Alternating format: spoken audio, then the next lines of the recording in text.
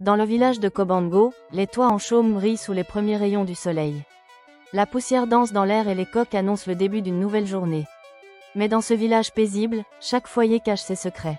Et nul ne soupçonnait que le plus sombre se trouvait dans la maison de Yaro, Amina, douce, jeune épouse.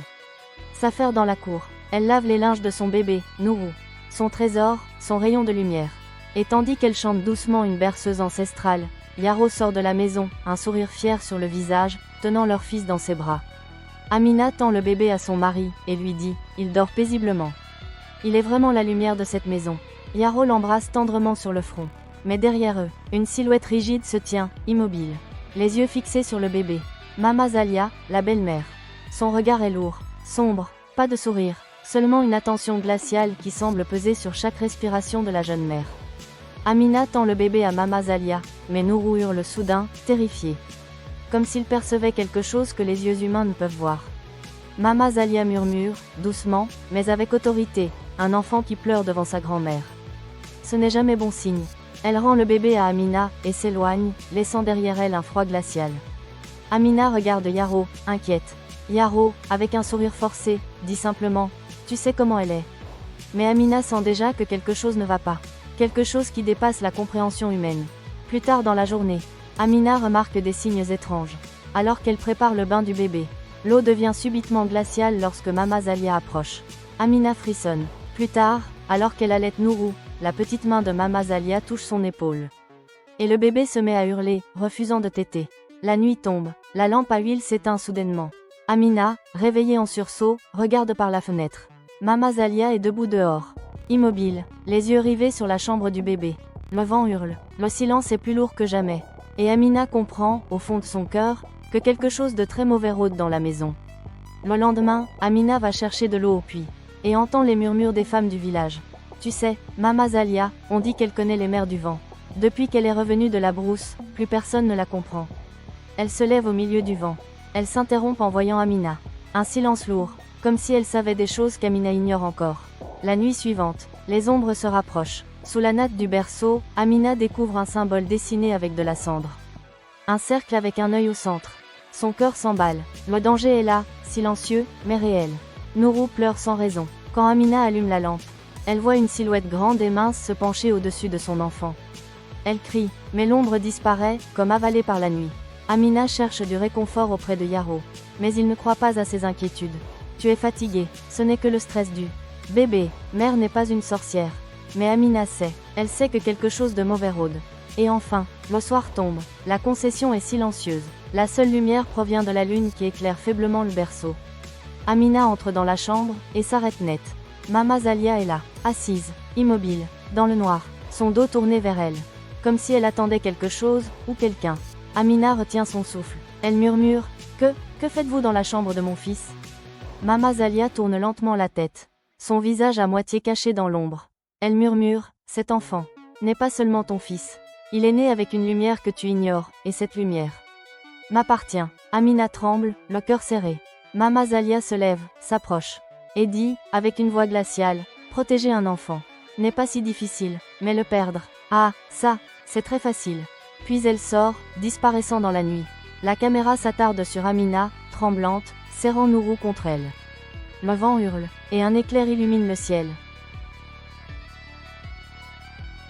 Cette nuit-là, le village tout entier dormait, mais Amina, elle, restait éveillée, assise seule au centre de sa case, le regard perdu sur la natte vide où son bébé Nourou dormait autrefois. Le silence qui l'entourait ne ressemblait plus au silence habituel des nuits africaines. Il était lourd, étouffant, comme si l'air lui-même refusait de respirer avec elle. Chaque ombre sur les murs semblait se tordre doucement, comme si elle vivait, comme si elle l'observait. C'est alors que le premier signe étrange apparut. Une brise légère entra dans la case. Pourtant toutes les portes étaient fermées. Cette brise portait une odeur qu'Amina reconnut aussitôt, le parfum de son enfant. Le parfum qu'elle sentait chaque matin quand elle pressait Nourou contre son cœur. Ses mains tremblèrent. Elle se leva, cherchant autour d'elle, appelant doucement, « Nourou, mon fils ». C'est alors qu'un petit rire résonna dans la case. Un rire d'enfant, mais déformé, lointain, comme noyé dans un écho venu d'un autre monde. Amina sentit ses jambes se dérober, et elle tomba à genoux, les yeux grands ouverts. « Nourou, si c'est toi, parle-moi », murmura-t-elle. Mais seul le silence, froid et profond, lui répondit. Au matin, le village n'était plus le même. Les femmes la regardaient différemment. Elles ne s'approchaient plus d'elle. Elles détournaient même le regard en la voyant arriver. Elle ne parlait plus fort, elle chuchotait. On disait que la disparition de son enfant n'était pas normale. On disait que certaines nuits, on entendait des pleurs d'enfants autour de la maison d'Amina. On disait que la belle-mère, la vieille Coria, avait été vue avant l'aube, marchant seule vers la forêt interdite. Et chaque mot, chaque rumeur, semblait se transformer en accusation silencieuse.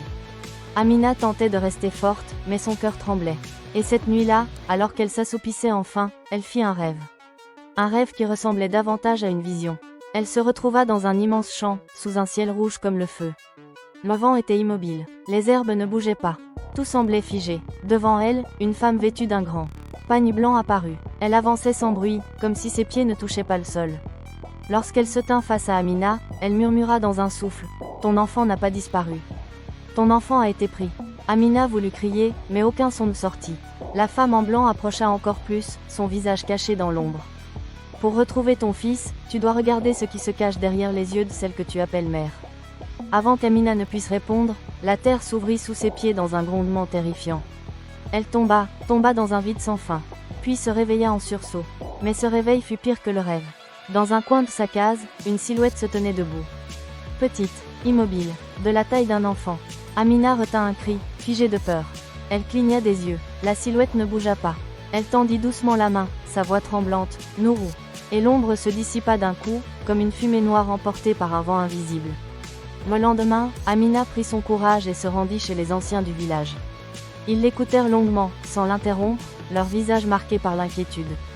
L'un d'eux, le vieux Balaro, se leva lentement et déclara d'une voix grave. « Ce que tu décris ne vient pas du monde des vivants, mais de celui des esprits affamés. » Un murmure parcourut l'assemblée. La prêtresse du village ajouta « Les enfants pris par les ombres ne reviennent jamais entiers. Si jamais ils reviennent. » Amina sentit son cœur s'effondrer. Un autre ancien frappa le sol de son bâton. « Il y a quelque chose dans ce village, Amina, quelque chose de très ancien. Quelque chose qui vient de se réveiller. » Et cette même nuit, les signes se firent encore plus sombres. La lune disparut complètement, avalée par des nuages noirs. Le vent ne soufflait plus. L'air était immobile, trop immobile. Amina avait la sensation qu'une présence se tenait derrière elle, l'observant sans cesse. Chaque fois qu'elle fermait les yeux, elle voyait un bébé. Mais pas son bébé. Un bébé aux yeux entièrement noirs, sans pupilles, sans lumière. Soudain, 3 coups graves frappèrent sa porte. Lent, lourd, Amina sentit son sang se glacer. Elle ouvrit, et ne trouva personne. Seulement une trace, une petite main d'enfant, dessinée en cendres sur le sol. Et à cet instant, Amina comprit que sa vie venait d'entrer dans une nuit dont elle ne connaissait pas la fin. Et que le chemin pour retrouver son fils serait beaucoup plus sombre qu'elle ne l'avait imaginé.